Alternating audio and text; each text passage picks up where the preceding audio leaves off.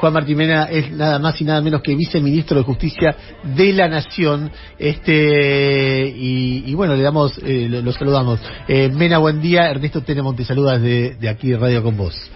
Buenos días, Ernesto, ¿cómo estás? Bien. A ver, quería escucharte un poquito, obviamente, de uno de los temas del día, que es la decisión de la Corte de atenerse o de aceptar el per saltum para tratar la situación de los jueces Bruglia, Bertuzzi y Castelli.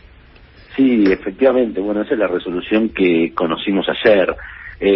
Me parece que lo primero en aclarar acá es que la Corte, con lo que quiso hacer, no está pronunciándose sobre el fondo de la cuestión que venimos discutiendo hace unas semanas, sino que lo que está haciendo es abocarse al urgente tratamiento de la cuestión. ¿Cuál es la gravedad que observo, en mi opinión, respecto de lo que falló la Corte ayer? Es que pareciera que ponemos en riesgo la situación institucional cuando la Corte se aboca por una medida sumamente excepcional, como es el per saltum, a una cuestión que no merecía esa situación. O sea, apela a una herramienta procesal sumamente excepcional para resolver esta situación, creo yo que no conforme a lo que indica la ley de per saltum y la propia Constitución Nacional, sino respondiendo a poderes fácticos y los aprietes e intimidaciones que nosotros veníamos denunciando en las últimas semanas respecto de este trámite. Eso es lo que obtuvimos ayer, el fallo de la Corte, que lo que nos va a permitir es saber en pocos días, ahora sí, cuál es la resolución de fondo sobre el tema que veníamos discutiendo. Juan Martín, cuando vos hablas de poderes fácticos, específicamente sí, ¿te referís a qué? Principalmente me refiero a poderes mediáticos, a grandes grupos económicos de medios que desde hace 3 semanas vienen instalando una urgencia que no era tal, una gravedad institucional que no era tal, y que realmente creíamos que no iba a recibir ningún eco, dado que el trámite que se viene cuestionando respecto de los traslados de los 3 jueces, Bruglia, Bertuzzi y Castelli, venía desarrollándose judicialmente por los canales que correspondían y con una velocidad importante como lo merecía el trámite. Ahora bien, el lunes, a través de los medios de comunicación, todos conocimos que estaba pronto a emitirse el fallo de la Cámara Contencioso Administrativo Federal. Los canales institucionales normales y judiciales estaban trabajando.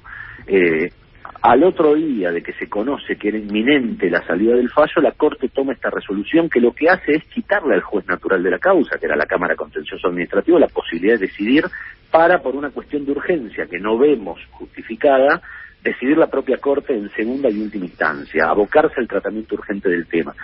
Y el cuestionamiento nuestro viene dado porque en los últimos años identificamos decenas de temas que afectaron la gravedad institucional, la constitucionalidad de nuestro país, incluso la vida de todos los argentinos, y la Corte nada dijo respecto de eso. Entonces, la preocupación es la doble vara, esto que decíamos ayer de tratar de conocer cuál es el gravedómetro de la Corte.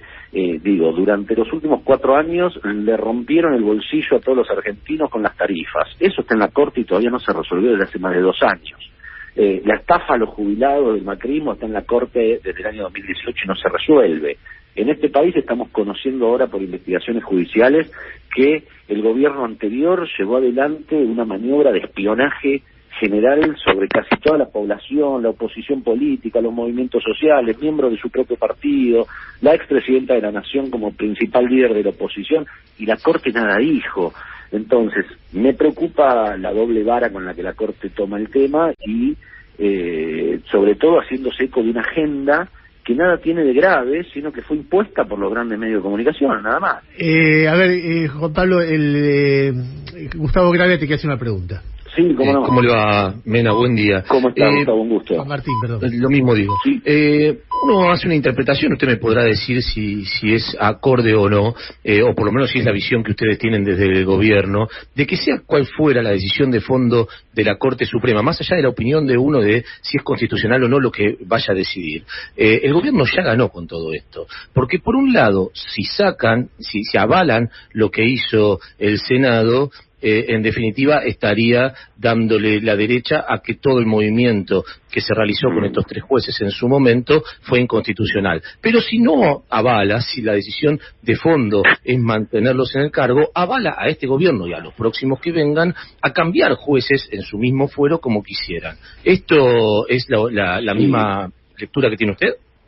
A ver, efectivamente es como vos decís, sin ningún tipo de duda. Ahora, considerar eso como una ganancia para nosotros, yo, en mi humilde opinión, lo veo como una mirada de corto plazo. Yo no quiero que ningún poder ejecutivo designe jueces a dedo.